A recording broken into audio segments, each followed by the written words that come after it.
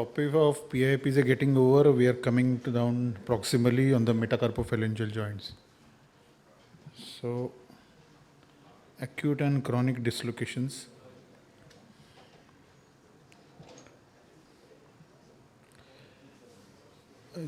Just a single slide will sum up the anatomical mechanics of this MCP. The intermetacarpal ligaments getting attached to the volar side and giving stability to the volar plate, and subsequently, and plus additionally the proper collateral and accessory collaterals will form the box-like structure. So intermetacarpal ligaments shown over here in between the metacarpals, the proper and accessory collaterals and the volar plate on the front will give stability to the metacarpophalangeal joints. The metacarpal head has a cam type configuration. Now this diagram is from the greens. If the metacarpophalangeal joint is kept in flexion, the collaterals are at its length and it gives the maximum stability. That is the mechanical basis of the functional position of the hand also, wherein MCPs are kept in around 50 to 70 degrees of flexion to keep the collaterals at length. Dorsal dislocations are the commonest patterns. Volar are rare but reasonably noted in literature. Now, simple versus complex, how can you differentiate? Just looking at the finger position, the proximal phalanx is postured in quite a lot of hyperextension. Then it is simple, where the volar plate is still not interposed into the joint, where when it becomes complete, the metacarpophalangeal joint is held in slight extension where flexion is impossible.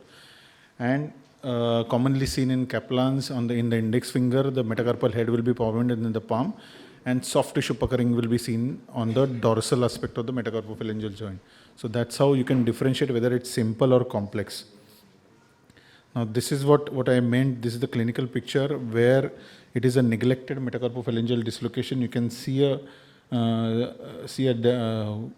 puckering here. On the dorsal side, there is some puckering, and the proximal phalanx is held in slight extension.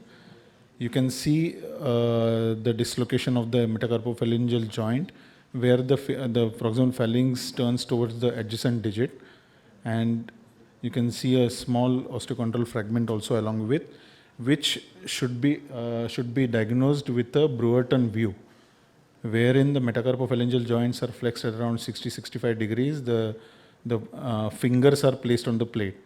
That's where, if along with dislocation, if there is any osteochondral fragment, you can diagnose it at the metacarpophalangeal joint level. This is one more X-ray which is crucial to pre-operatively diagnose if there is any fracture associated with.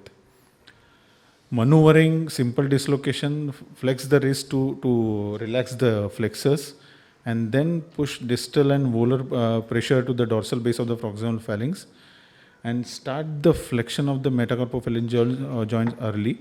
Dorsal blocking splint to prevent extension beyond neutral for 4 weeks to get the best possible functional outcome.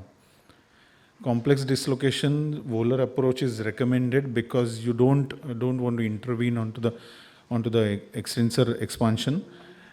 On the index finger, the radial neurovascular bundle will be very close and will be immediately below the areolar tissue, and in the little finger, ulnar neurovascular bundle.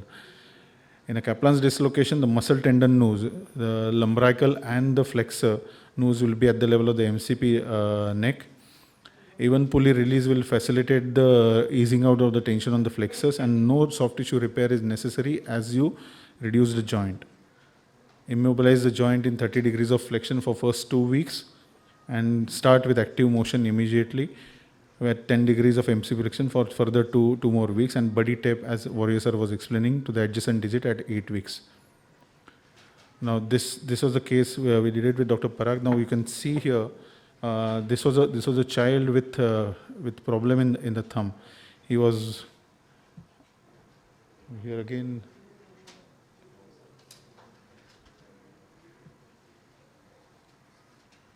It's there in the folder. The video is not playing. It is in the folder, not in the PPT. Kiran, let it be. Okay. Move ahead. So we approached it on the volar side. You can see it, the radial neurovascular bundle and the flexors. As you as you retract the flexors here, you can see a volar plate tethering on and which is causing the loss of reduction. As we reduce it, this is the post-operative X-ray, and this is the function at around 3 months. This is a case of open volar MCP dislocation. This was a bad injury due to fall on the gravel. Now you can see the flexors are also getting out of the wound here, and the surface what you see here is the proximal phalanx base which has come out through the wound. As we debrided the tendinous part, this is how the wound looks like. This is the preoperative X-ray where the proximal phalanx is dislocated volarly, and we could see the tendon getting out of the wound. But since the FDP was intact and this was irreparable, we just continued with the reduction. We extended the wound here, got down the reduction of the joints. The soft tissues, the deeper soft tissues like volar plate and this thing fell back in place, and we could get a congruous reduction here, and a good position of the fingers, and getting a better outcome slowly. This is just an initial follow-up right now. So anatomy is crucial for planning the treatment, understanding the anatomy. Radiographs to rule out MCP head or osteochondral shear fractures, and protect the neurovascular bundles with a careful skin incision and the blunt dissection of the neurovascular bundles. A1 pulley release is crucial to retract the flexors to take out that noose around the metacarpal neck, and soft tissue repair as necessary in particular fracture patterns. I thank you for your kind attention.